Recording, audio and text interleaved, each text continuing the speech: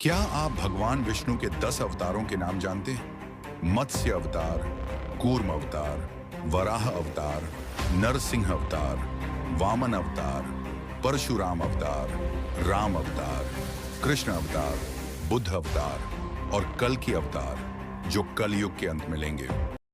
क्या आपको पता है होली क्यों मनाई जाती है? हिरण्यकशिपु, जो एक शक्तिशाली असुर राजा था, खुद को भगवान मानता था और चाहता था कि सभी उसकी पूजा करें। लेकिन उसका पुत्र प्रहलाद विष्णु भक्त था और हमेशा भगवान विष्णु का ध्यान करता था। हिरण्यकशिपु को यह स्वीकार नहीं था कि उसका बेटा विष्णु की भक्ति करे, इसलिए उसने उसे मारने के कई प्रयास किए। हिरण्यकशिपु ने अपनी बहन होलिका को बुलाया, जिसके पास आग में न जलने का वरदान था, और कहा कि वह प्रहलाद को गोद में लेकर आग में बैठे। होलिका प्रहलाद को गोद में लेकर जलती हुई आग में बैठ गई, लेकिन भगवान विष्णु की कृपा से प्रहलाद बच गया और होलिका जल गई। जब हिरण्यकशिपु ने प्रहलाद से पूछा कि उसका भगवान कहाँ है, तभी विष्णु ने नरसिंह अवतार में प्रकट होकर उसका वध किया। नरसिंह भगवान ने हिरण्यकशिपु का वध कर दिया और इस प्रकार बुराई का अंत हुआ। क्या आप दुर्योधन की पत्नी भानुमति के बारे में जानते हैं?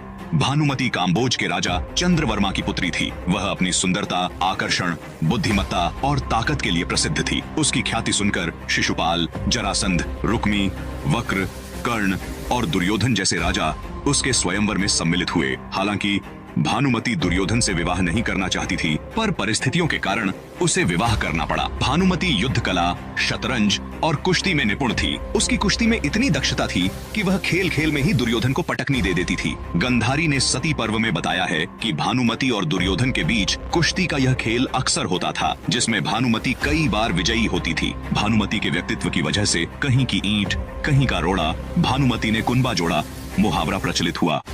क्या आपको पता है गणेश जी का जन्म कैसे हुआ है? ऐसा माना जाता है कि माता पार्वती ने अपने उपटन से एक सुंदर बालक का निर्माण किया। माता पार्वती ने उस बालक में प्राण डाले और उसे अपने द्वार की रक्षा का आदेश दिया। भगवान शिव कैलाश से लौटते हैं और बालक द्वारा रोके जाने पर आश्चर्यचकित होते हैं। गणेश जी और शिव जी के बीच युद्ध होता है। शिव जी अपने त्रिशूल से गणेश जी का सिर काट देते हैं।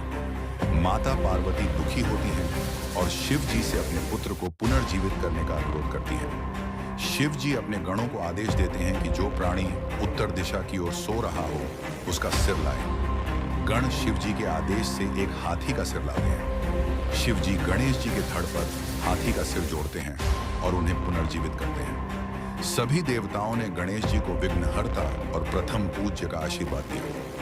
क्या आप जानते हैं गणेश जी की पूजा पहले क्यों की जाती है? देवताओं में यह विवाद हुआ कि सबसे पहले पूजनीय कौन है। भगवान शिव ने प्रतियोगिता रखी कि जो सबसे पहले तीनों लोकों की परिक्रमा करेगा, वही प्रथम पूज्य होगा। सभी देवता अपने अपने वाहनों पर बैठकर यात्रा पर निकल पड़े। गणेश जी का वाहन मूषक था, जो तेज नहीं दौड़ सकता था। गणेश जी ने माता पिता की परिक्रमा करने का निर्णय लिया। गणेश जी ने माता पिता की 7 बार परिक्रमा की। भगवान शिव प्रसन्न हुए और गणेश जी को प्रथम पूज्य होने का आशीर्वाद दिया। तभी से गणेश जी को सबसे पहले पूजने की परंपरा शुरू हुई।